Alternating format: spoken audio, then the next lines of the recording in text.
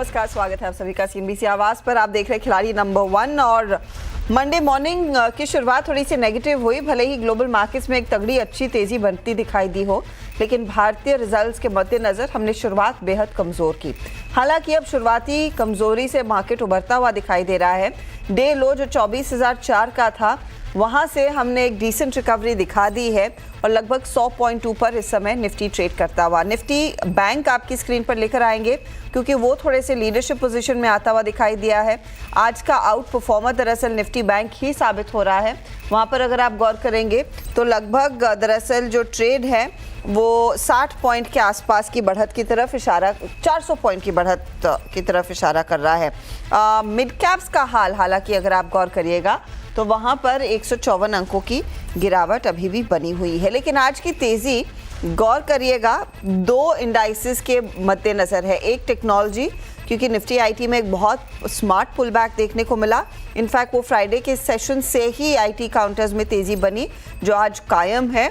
और दूसरा of course banking counters है, इनके बदौलत भी आज इंडेक्स को थोड़ा सा सपोर्ट मिलता हुआ दिखाई दे रहा है। आपके लिए फटाफट से लेकर आते हैं कंट्रीब्यूटर्स इस समय के। गिरने वाले शेयर थोड़े से नेगेटिव में है क्योंकि मिड कैप इंडेक्स खुद नेगेटिव टेरिटरी में ट्रेड करता हुआ दिखाई दे रहा है आपको। चले लेकर आइए इस समय के कंट्रीब्यूटर्स और देखिएगा आज के टॉप लूजर्स में ऑफ कोर्स एशियन पेंट, एम&एम, टाटा स्टील और सिप्ला जैसे काउंटर्स हैं। लेकिन तेजी आप गौर करेंगे तो HDFC bank, ICICI bank, Infosys और पावर ग्रिड की तरफ से बनती हुई दिखाई दे रही है। और दो दिग्गज बैंक के साथ आपका स्टेट बैंक ऑफ इंडिया भी तेजी में है, इसीलिए निफ्टी बैंक आज कर रहा है आउट परफॉर्म। ऐसे में हमारे 3 जानकार जो हमारा साथ दे रहे हैं उनसे मुलाकात कर लेते हैं। इस हफ्ते पिछले 3 हफ्तों के विजेताओं के बीच मुकाबला है। इक्विनॉक्स रिसर्च के पंकज रांदड़ हमारा साथ दे रहे हैं, साथ ही आशीष कयाल wavestrategy.com के और कोटक सिक्योरिटीज़ के अमोल अठवले। आप तीनों का ही स्वागत है। इनफैक्ट अमोल, पिछला हफ्ता तो काफ़ी पेनफुल रहा, उससे थोड़ी सी रिकवरी आ तो रही है, लेकिन क्या भरोसा किया जाए इस पर या नहीं? जी नमस्ते एंड गुड मॉर्निंग। ये काफी शानदार रिकवरी आई है, वो एक्सपेक्टेड था। हम लास्ट फ्राइडे भी हम डिस्कस कर रहे कि एक करेक्शन ज्यादा लग रहा है, इनफैक्ट रिवर्सल नहीं लग रहा है। और आज थोड़ा आईटी और बैंकिंग दोनों स्टॉक्स, दोनों सेक्टर में एक कंट्रीब्यूट किया है।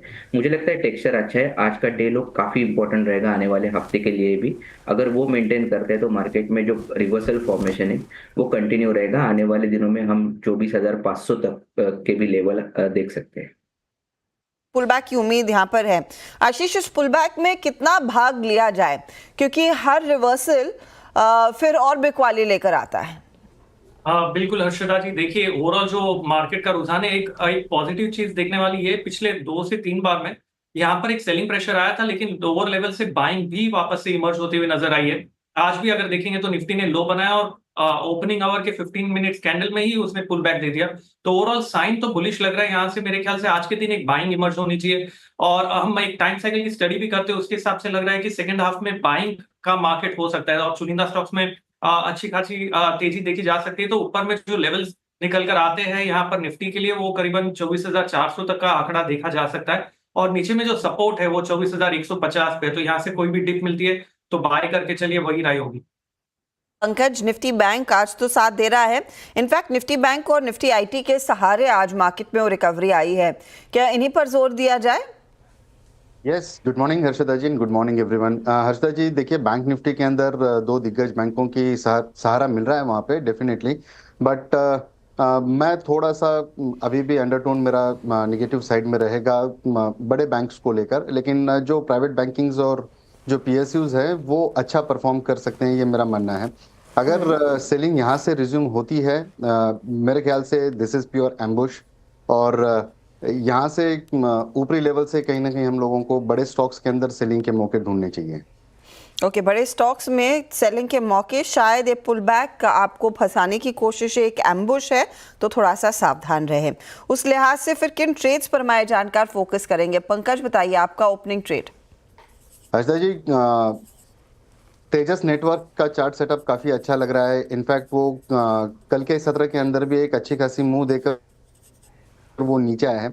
आज अभी करीब करीब 2% के आसपास वो ऊपर चल रहा है। 1380 के लेवल में इसको बाय करने की सलाह रहेगी with the stop loss of 1320 रुपए का। टारगेट जो है वो 1480 और 1560 इस तरीके के टारगेट्स रहेंगे। 1480 1560 के टारगेट के लिए तेजस नेटवर्क में एक मौका तेजी का बनता हुआ 1320 आपके लिए स्टॉप लॉस का काम करेगा। आशीष, आपका ओपनिंग ट्रेड?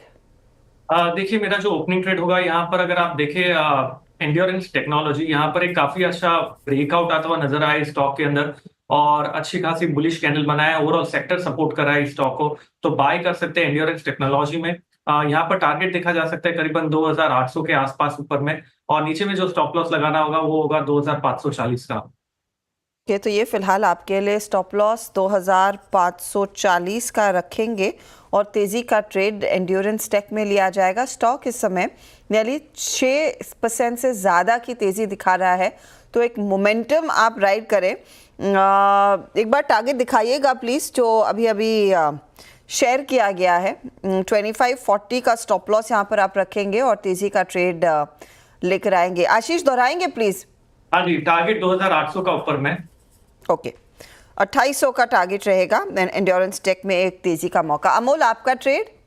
जी, मैं लेमन ट्री होटल के साथ जाना चाहूंगा। 124.40 के आसपास पिक किया था, पोजिशनल पॉइंट ऑफ व्यू से 135 के टारगेट से, होता है और स्टॉप लॉस है उसका 121 का। मुझे लगता है ओवरऑल सेटअप अच्छा है। कल भी करेक्शन में, मतलब लास्ट फ्राइडे के करेक्शन में स्टॉक ने इतना कंट्रीब्यूट किया नहीं था, हायर बॉटम फॉर्मेशन, तो लार्जर टेक्सचर अच्छा है। लेमन ट्री के साथ जाना चाहूंगा।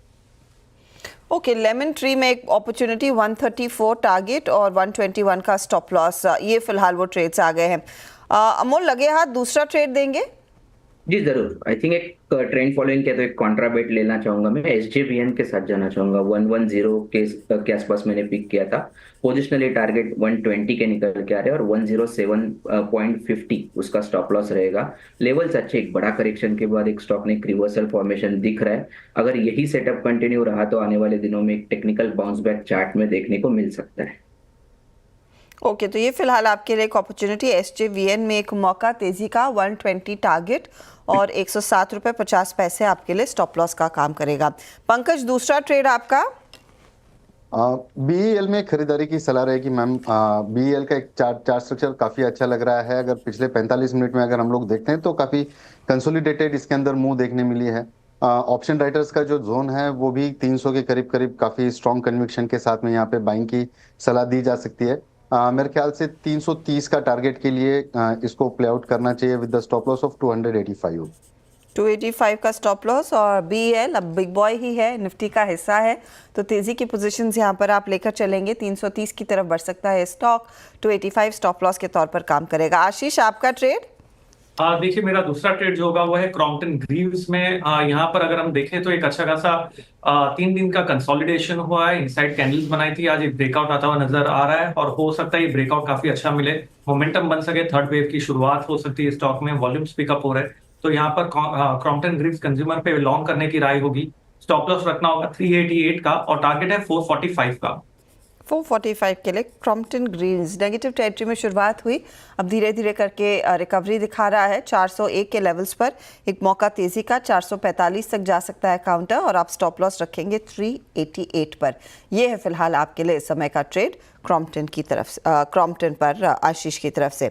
चलिए काम करते, एक एक ट्रेड हमारे जानकार और जोड़ेंगे, उसका जायजा आगे लेंगे। साथ ही ऑटो कंपनियां रेडार पर रहेंगी, जहां पर CV साइकिल को लेकर अब सवाल उठते हुए दिखाई दे रहे हैं, क्योंकि अगर ग्रोथ थोड़ी सी भी धीमी होती है उसका इम्पैक्ट सीधे CV कमर्शियल व्हीकल्स पर आता है।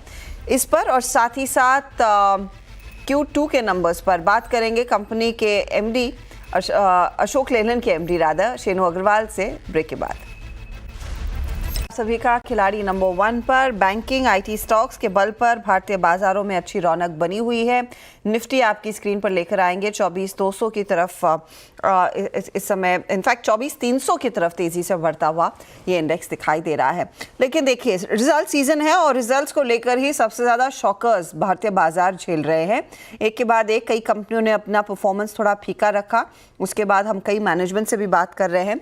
आज अशोक लेलन के मैनेजमेंट से रूबरू होंगे। दूसरी तिमाही में वैसे अनुमान के नतीजे के हिसाब से ही नतीजे आए हैं। 34% मुनाफा बढ़ा था, मार्जिन्स में हल्का सुधार आया, 11.6% के रहे। आय अगर आप देखें 9% बढ़े, लेकिन दिक्कत थी एबिटा को लेकर। एबिटा में 9% की गिरावट रही। अब आगे का आउटलुक क्या है, किस तरह की डिमांड बनती दिखाई दे रही है? हमारे साथ कंपनी के एमडी और सीईओ शेनु अग्रवाल है। अग्रवाल साहब, स्वागत है आपका। इनफैक्ट आपके लिए वॉल्यूम्स लगभग बाजार को पता थे, क्योंकि जब वो ऑटो बिक्री के नंबर्स आते हैं तब अंदाजा लग जाता है। मैं आपसे समझना चाहूंगी इस समय डिमांड एनवायरनमेंट कैसा है, खासतौर से मीडियम और हैवी कमर्शियल व्हीकल्स के लिए। पिछली बारी जब आपसे बातचीत हुई थी आपने कहा था कि थोड़ा सा रिवाइवल इस साल आता हुआ दिखाई देगा, तो क्या अभी भी वो कॉन्फिडेंस बना हुआ है? जब Q2 शुरू हुआ तब एक्सट्रीम हीट वेव्स थी इंडिया में, उसकी वजह से फ्लीट यूटिलाइजेशन पे, डिमांड पे थोड़ा असर पड़ा। उसके बाद हमने देखा कि बहुत ही एक्सटेंडेड और थोड़ा अनइवन मॉनसून आया। एक्सटेंडेड मॉनसून इतना था कि सितंबर एंड तक हमने देखा कि छत्तीसगढ़, झारखंड, बंगाल कुछ एरियाज में बारिश हो रही थी।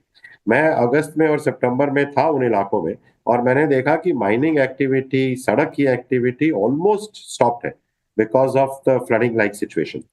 आई थिंक एक और फैक्टर था कि जो गवर्नमेंट का कैपेक्स था इलेक्शन, सरकार बनने के बाद, इलेक्शंस के बाद, उसमें थोड़ा सा स्लोनेस था उसके टेक ऑफ। इमीडिएटली ज्यादातर हमको लगता है गवर्नमेंट बनते ही विद इन 15 दिन पैसा फ्लो करना शुरू हो जाएगा और एक्टिविटी स्टार्ट हो जाएगी, लेकिन आई थिंक इस बार उसमें थोड़ा टाइम लगा। उसके कुछ जेन्युइन रीजंस भी थे। ये सब करते हुए मुझे लगता है Q2 में जो हमने डीग्रोथ देखी है वो इसके कारण है, लेकिन ये सब कारण आप और मैं जानते हैं कि ये टेम्परेरी रीजंस हैं। अल्टीमेटली अच्छा अगर बारिश हुआ है तो उसका फायदा मिलेगा। अल्टीमेटली गवर्नमेंट कैपेक्स अगर डिले के साथ आया है तो और तेजी से आएगा। अल्टीमेटली जो एक्टिविटीज रुकी पड़ी थी, जो काम रुके हुए थे, वो भी और तेजी से होंगे क्योंकि वो कैचअप करना ही है। तो मुझे लगता है इन सब कारणों के कारण H2 एक बहुत अच्छा समय होना चाहिए सीवी इंडस्ट्री में। ओके, आप कह रहे हैं H2 अच्छा रहेगा, लेकिन जो भी आपने सिचुएशन हमें समझाई है, ऐसे लग रहा है कि शायद वो कमर्शियल व्हीकल साइकिल जो अपना पूरा दमखम था 2 मजबूत सालों के बाद थोड़ा सा स्टीम लूज कर रही है। अब क्या ये ऐसे समझना सही रहेगा? मेरा ये मानना है कि स्पेशली Q2 को अगर आप थोड़ा नजरअंदाज करें, हालांकि ऐसा करना मुश्किल होता है, लेकिन अगर आप उसके पीछे फैक्टर देखें तो शायद आप कर पाए। और आप ध्यान रखें कि Q1 में 10% ग्रोथ थी, तो मुझे लगता है कि ऐसा कोई बुरा समय नहीं है। आप जानते हैं कि हमारा देश तरक्की पर है।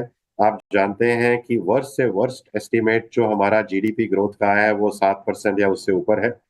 और आप जानते हैं कि CV industry is very much a reflection of overall economy the way it is going.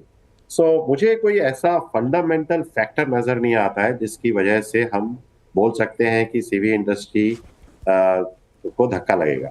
मुझे ऑप्टिमिस्टिक मैं हूँ जनरली, लेकिन मुझे जब मैं सभी तरह के आंकड़ों पे नजर डालता हूँ, जब मैं कस्टमर से बात करता हूँ, जब मैं मार्केट में डीलर से बात करता हूँ, तो मुझे कुछ ऐसा कमी नजर नहीं आती market. Okay, that's good to hear कि आप ऑप्टिमिस्टिक है। लेकिन प्राइसिंग को लेकर अब सिचुएशन कैसी रहेगी, क्योंकि पिछले कुछ क्वार्टर से पूरी इंडस्ट्री काफी अग्रेसिव थी?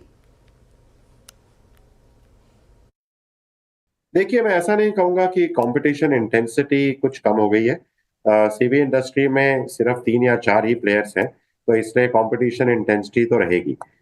लेकिन अशोक लेलैंड में हमारा नजरिया बिल्कुल साफ है जहां तक डिस्काउंटिंग वर्सेस मार्केट शेयर का सवाल है।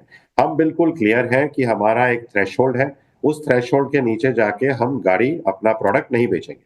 ये हमारा क्लैरिटी बिल्कुल सुप्रीम है, और ये क्लैरिटी हमारे फील्ड के लोगों में, हमारे टॉप लीडरशिप में तो है ही, फील्ड के लोगों में और हमारे डीलर्स तक बिल्कुल क्लियर है कि हमारी एक सीमा aggressively to stay ahead of the competition नहीं देखने को मिलेगा। सर, आपके लिए एक बहुत इंपॉर्टेंट बिजनेस है, चैनल ऑफ बिजनेस है, वो है डिफेंस। तो डिफेंस को लेकर अगर आप मुझे समझा सके किस तरह का आउटलुक है, किस तरह की ऑर्डर बुक है, एंड आपकी जो ईवी सब्सिडरी है स्विच, वहां पर किस तरह के ऑर्डर्स आपके हाथ में हैं? डिफेंस बिजनेस में मैंने पहले भी आपको कहा था कि जो हमारी पाइपलाइन है वो बहुत स्ट्रांग है, ना केवल इस साल के लिए बल्कि आने वाले कुछ सालों के लिए भी। डिफेंस में जो हमको ऑर्डर मिलते हैं वो लॉन्ग टर्म ऑर्डर होते हैं, वो एकदम से डिलीवर या फुलफिल नहीं होते। और हमारी ऑर्डर पाइपलाइन बहुत स्ट्रांग है। जैसे ये साल खत्म होगा हम आपको बहुत अच्छा न्यूज देंगे डिफेंस बिजनेस में, ना केवल डिफेंस में बल्कि इंटरनेशनल ऑपरेशंस में भी, जो हमारा हाई मार्जिन बिजनेस है उसमें भी हम लोग बहुत अच्छा कर रहे हैं। शायद मैं समय से पहले बोल रहा हूं, लेकिन मैं आपको ये आश्वासन दूंगा कि इस साल इंटरनेशनल बिजनेस हमारा एक रिकॉर्ड ईयर होगा। और आप जो जिस तरह की ग्रोथ देखे, अभी तक हम 14-15% लगभग ग्रो कर रहे हैं इंटरनेशनल बिजनेस में, लेकिन साल के एंड तक आप जो ग्रोथ देखेंगे वो इससे काफी बेहतरीन होगी। अब मैं आता हूँ स्विच पर। स्विच की प्रोग्रेस से हम लोग बहुत सेटिस्फाइड हैं, बहुत खुश हैं। उसका रीजन ये है कि इस वक्त स्विच के पास लगभग 2000 बसों से भी ज्यादा की ऑर्डर पाइपलाइन है, कंफर्म्ड ऑर्डर्स है। अभी हम अपना जो फैक्ट्री है उसको पूरी स्ट्रीम पर चला रहे हैं और हमको लगता है कि अगर हम पूरा जोर लगाएंगे तो हम 12 से 15 महीने में ये सारा ऑर्डर बुक को डिलीवर कर पाएंगे। तो अगले 12 से 15 महीने में जो एक चीज आप देखेंगे वो ये है कि स्विच का टॉप लाइन आप बहुत तेजी से बढ़ता हुआ देखोगे। अग्रवाल साहब, शुक्रिया हमारे लिए समय निकालने के लिए and good luck to you for H2 से देखते हैं सारी कंपनियां कह रही हैं कि बेहतर परफॉर्मेंस देखने को मिलेगा। आपका वैसे इस क्वार्टर में भी डिसेंट परफॉर्मेंस रहा है। Let's see how much can you better it. लेंगे एक ब्रेक के बाद ऑफ कोर्स एक ट्रेड हमारे जानकार जरूर जोड़ने वाले हैं, उसका जायजा और ओवरऑल रिकैप भी। ट्रेड इनफैक्ट बाकी रखा अपने पोर्टफोलियो को पूरा करने के लिए। आशीष बताइए तीसरा ट्रेड क्या रहेगा? हाँ, तीसरा ट्रेड जो मेरा रहेगा वो है EIH लिमिटेड में। यहाँ पर एक अच्छा खासा मूव ऊपर आता नजर आया है। बाई की राय होगी, स्टॉप लॉस लगाना होगा 367 का और टारगेट है 400 का। 400 के लिए EIH में एक तेजी का, ईस्ट इंडिया होटल्स में तेजी का मौका। पंकज, आप क्या ऐड करेंगे? हर्षदा जी, NIACL new India assurance company limited, इसके ऊपर बाइंग की सलाह रहेगी। कॉन्ट्रा ट्रेड है लेकिन सेटअप अभी काफी अच्छा लग रहा है। वॉल्यूम्स को मद्देनजर रखते हुए ये ट्रेड को लेना चाहिए with the stop loss of 180, target 210। Okay, 180 stop loss, 210 का टारगेट। अमोल, आपका ट्रेड? जी, मैं इंडस टावर के साथ जाना चाहूंगा। कॉन्ट्रा ही बेटे ये भी 323 और पोजिशनल पॉइंट ऑफ व्यू से 350 तक के टारगेट्स निकल के आ रहे हैं। स्टॉप लॉस उसका रहेगा 315। 315 का स्टॉप लॉस, इंडस टावर 350 के लिए टारगेट है। चलिए सारे ट्रेड्स में आपके लिए फटाफट से रिकैप कर रही हूँ। खिलाड़ी नंबर 1 में आज पहला पोर्टफोलियो अमोल का ही है। Lemon tree 134 target, 121 stop loss. SJVN 120 target, 107.50 stop loss. Indus tower 350 के लिए बाय किया, 315 आपके लिए स्टॉप लॉस का काम करेगा। SJVN और उसके बाद इंडस टावर सबसे ज़्यादा योगदान दे रहे हैं इनके पोर्टफोलियो में। पंकज ने तेजस नेटवर्क्स के साथ पारी की शुरुआत की है। टारगेट इनका 1480 है, स्टॉप लॉस 1320। BEL जोड़ा 330 का target, 285 stop loss. New India assurance 210 का टारगेट और 180 स्टॉप लॉस है। रिटर्न्स के लिहाज से देखिएगा तो BEL मैक्सिमम गेन्स इनको कमा कर दे रहा है। अब आइए आप आशीष के पोर्टफोलियो पर। Endurance 2800 target, 2540 stop loss. Crompton 445 target, 388 stop loss और EIH 400 का टारगेट, 367 का स्टॉप लॉस। यहाँ पर आउट परफॉर्मेंस आ रहा है एंड्योरेंस की तरफ से। ओवरऑल रिटर्न्स की सिचुएशन क्या बन रही है वो अब आपकी स्क्रीन पर लेकर आते हैं। तो 1.5% की कमाई अमोल की हो रही है, वो आगे चल रहे हैं। उनके ठीक पीछे है पंकज 1.29% के रिटर्न्स पर। आशीष कयाल हल्के से नेगेटिव में है। Good luck to all you gentleman इस हफ्ते के ट्रेड के लिए। कोई भी बदलाव होगा तो इसका एक अपडेट 1 बजे में हम मिड कैप मंत्र के दौरान लेकर आएंगे ज़रूर। वक्त हो रहा है एक ब्रेक का, लेकिन ब्रेक में जाते जाते मैं आपको याद दिला दूं कि अगर आप अपना स्टार्टअप खुद शुरू करना चाहते हैं और गाइडेंस चाहते हैं कि कैसे शुरुआत हो, उसी के लिए खास सेमिनार आपके लिए आयोजित किया जा रहा है 7 दिसंबर को। फटाफट से जाकर रजिस्टर कीजिए और अपनी स्टार्टअप ड्रीम्स को फुलफिल करने में कदम आगे बढ़ाएं।